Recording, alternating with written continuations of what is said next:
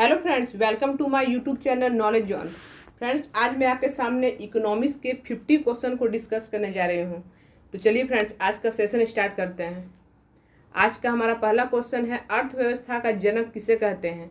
इसका आंसर होगा Adam Smith. Question number 2 है, भारतीय अर्थव्यवस्था किस प्रकार की अर्थव्यवस्था है? इसका आंसर होगा मिश्रित अर्थव्यवस्था। क्वेश्चन नंबर 3 है, भारतीय अर्थव्यवस्था की मुख्य विशेषताएं क्या है? इसका आंसर होगा कृषि की प्रधानता, बढ़ती बेरोजगारी और प्रति व्यक्ति न्यूनतम आय। क्वेश्चन नंबर 4 है, मिश्रित अर्थव्यवस्था किस अर्थशास्त्री के विचारों से प्रेरित है? इसका आंसर होगा John Maynard Keynes. Question number 5 है, समाजवादी अर्थव्यवस्था का जनक किसे माना जाता है? इसका आंसर होगा कार्ल मार्क्स। क्वेश्चन नंबर 6 है, भारतीय अर्थव्यवस्था के उदारीकरण का अग्रदूत कहा जाता है? इसका आंसर होगा डॉक्टर मनमोहन सिंह को। क्वेश्चन नंबर 7 है, अर्थशास्त्र में नोबेल पुरस्कार पाने वाले भारतीय मूल के प्रथम व्यक्ति कौन थे? इसका आंसर होगा अमर्त्य सेन। क्वेश्चन नंबर 8 है, अर्थशास्त्र के क्षेत्र में प्रथम नोबेल पुरस्कार किस वर्ष दिया गया? इसका आंसर होगा 1969। क्वेश्चन नंबर 9 है, अर्थशास्त्र का नोबेल प्राप्त करने वाले भारतीय मूल के दूसरे व्यक्ति कौन थे? इसका आंसर होगा अभिजीत बनर्जी। क्वेश्चन नंबर 10 है, बंद अर्थव्यवस्था का क्या अर्थ है? इसका आंसर होगा आयात और निर्यात नहीं होना। क्वेश्चन नंबर 11 है, राष्ट्रीय आय क्या होती है? इसका आंसर होगा किसी निश्चित अवधि के लिए एक देश के की गई राष्ट्रीय आय एक वित्तीय वर्ष में उत्पादित अंतिम वस्तुओं और सेवाओं के मौद्रिक मूल्य के बराबर होती है। क्वेश्चन नंबर 12 है, भारत की राष्ट्रीय आय का मुख्य स्रोत क्या है? इसका आंसर होगा कृषि। क्वेश्चन नंबर 13 है, भारत में राष्ट्रीय आय समंकों का आकलन किसके द्वारा किया जाता है? इसका आंसर होगा केंद्रीय सांख्यिकी संगठन। क्वेश्चन नंबर 14 है, राष्ट्रीय आय लेखा प्रणाली का जन्मदाता किसे कहा जाता है? इसका आंसर होगा साइमन कुजनेट्स। क्वेश्चन नंबर 15 है, 1949 में भारत सरकार द्वारा नियुक्त राष्ट्रीय आय समिति के अध्यक्ष कौन थे? इसका आंसर होगा पीसी महालनोबिस। क्वेश्चन नंबर 16 है, भारत में सबसे पहले राष्ट्रीय आय की गणना का प्रयास किसने किया था? इसका आंसर होगा दादा भाई नौरोजी 1863 ईस्वी में। क्वेश्चन नंबर 17 है, दादा भाई की प्रसिद्ध पुस्तक का नाम क्या था? इसका आंसर होगा poverty and un British rule in India.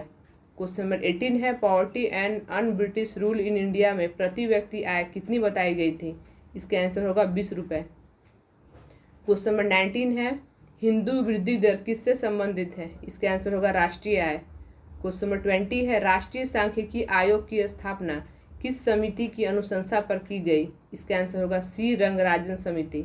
Question number 21 है, राष्ट्रीय प्रतिदर्श सर्वेक्षण संगठन की स्थापना किस वर्ष हुई थी? इसका आंसर होगा 1950। क्वेश्चन नंबर 22 है, सकल राष्ट्रीय उत्पाद क्या है? इसका आंसर होगा राष्ट्रीय उत्पाद का मूल्य मापन। क्वेश्चन नंबर 23 है, भारत में अर्थव्यवस्था का कौन सा क्षेत्र बचत में सर्वाधिक योगदान करता है? इसका आंसर होगा घरेलू क्षेत्र। क्वेश्चन नंबर 24 है, राष्ट्रीय सांख्यिकी दिवस कब मनाया जाता है? इसका आंसर होगा 29 जून। क्वेश्चन नंबर 25 है, केंद्रीय सांख्यिकी कार्यालय CSO तथा राष्ट्रीय प्रतिदर्श सर्वेक्षण कार्यालय का विलय कर किस नई संस्था को स्थापित करने का निर्णय लिया गया है?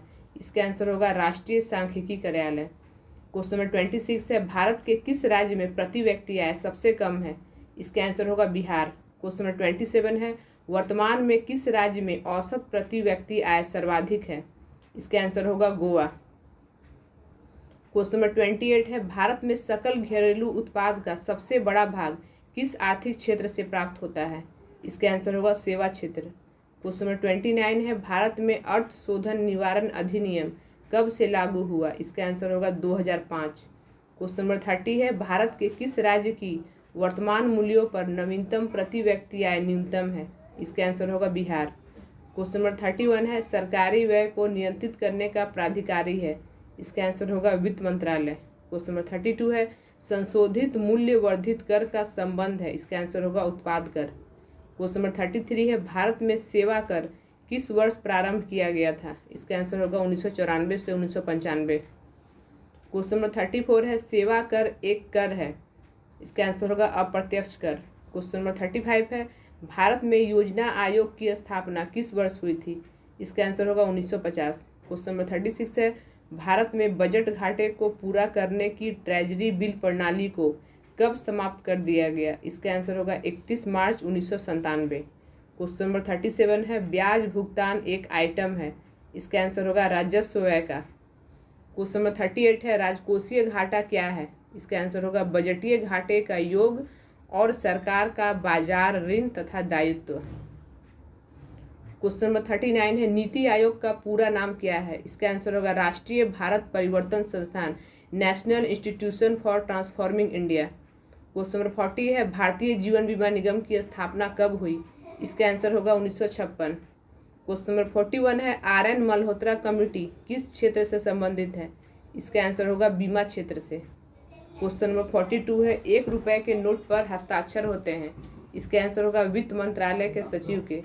क्वेश्चन नंबर 43 है विदेशी मुद्रा जिसमें त्वरित प्रवास की प्रवृत्ति होती है क्या कहलाती है, इसका आंसर होगा गर्म मुद्रा। क्वेश्चन नंबर 44 है भारत अधिकतम विदेशी मुद्रा किसके निर्यात से कमाता है, इसका आंसर होगा कपड़ा।